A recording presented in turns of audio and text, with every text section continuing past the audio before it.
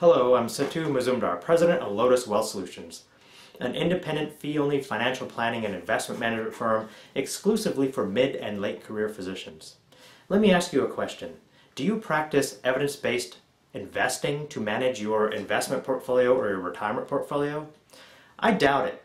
You see, as physicians, we are quite good at practicing evidence-based medicine, whereby we take the conclusions of academic studies and apply those conclusions to diagnosing and treating patients. So for example, when I work shifts in the ER, or when I used to work shifts in the ER as a physician, one of the first drugs we would give to patients with acute MI or myocardial infarction is aspirin. Now for those of you watching the video who might not know what that terminology means, it just means that we give aspirin to patients with heart attacks. Now why do we do that? Why do we give aspirin to patients with acute MI?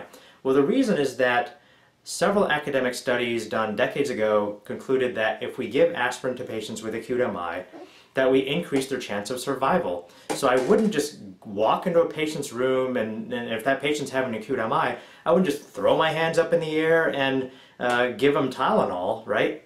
If I did that, either I don't know the conclusions of academic studies, or if I did, then I'm choosing to ignore those academic studies and instead rely upon my personal opinion or hunches or speculation. Now, so the issue really is, why shouldn't we, or why shouldn't you, do the same thing in investing? That is, to base your investment decisions on financial science, academic evidence, and evidence-based investing instead of hunches and speculation. Well, unfortunately, many physicians who are managing their portfolios by themselves, and even those who have hired financial advisors, even many advisors, unfortunately use guesswork as the investment strategy or investment philosophy.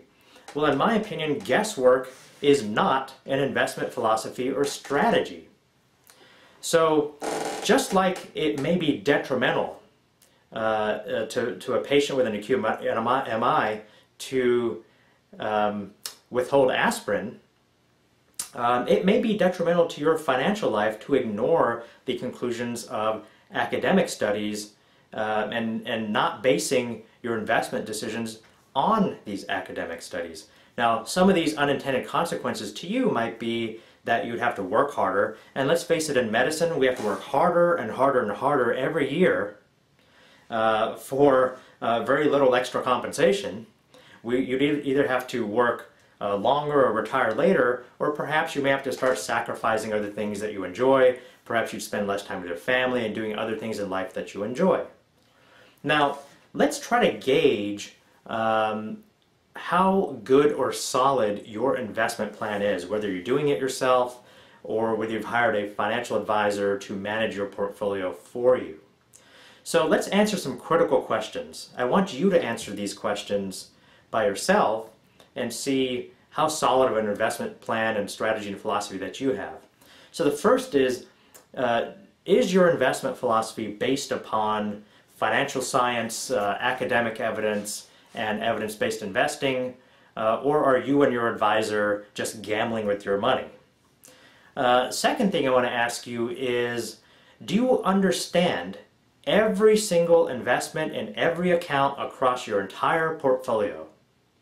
Third, are you creating an investment plan across all the accounts that you have across both husband and wife if you're married, including 401ks and 403bs and Roth IRAs and IRAs and so on? Are you creating a holistic investment plan where each investment account fits well together? Are you taking the right types and amount of risk in your portfolio? Do you have the right mix of investments in your portfolio?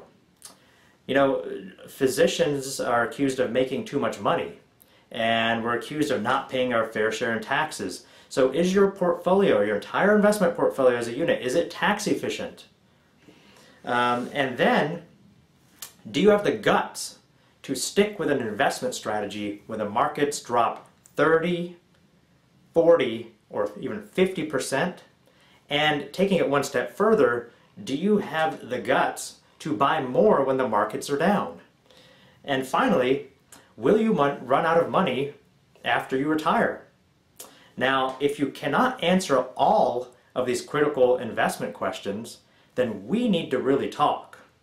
And if you've already hired an advisor who is supposedly managing your investments for you and you don't understand the answers to these questions, or perhaps he has not designed an investment strategy where you can understand this, then you need to get a second opinion. You see, I help physicians, particularly mid and late career physicians, get your financial life in order and keep it that way. And the way I do this on the investment side is to create and implement on an ongoing basis a holistic investment plan that encompasses all of your accounts, including 401ks and 403bs and Roth IRAs, and we create a tax-efficient portfolio where you can understand the role of every investment that is in your portfolio. Now, I encourage you to sign up on the right side of this web page for a free report that I've created called "Is Your Financial Advisor Also a Physician? Didn't Think So." This report spells out some of the frustrations you might be feeling as a physician in terms of investing and finances, and it also hopefully will start you on a path to perhaps getting your financial life in order. I've thrown in several bonuses after this report as well.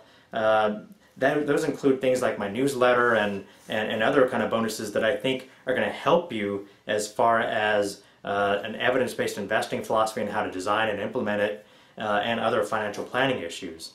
Now, if you are ready to take control of your financial life, and if you're ready to find out more about an evidence-based investing philosophy that can get your financial life back on track, then I encourage you to set up your 30-minute financial health second opinion consultation with me. You'll find prompts of that setting up that consultation on different parts of this website. So I encourage you to do that if you're ready to explore how we can perhaps work together. So thanks for watching, and feel free to contact me with any questions.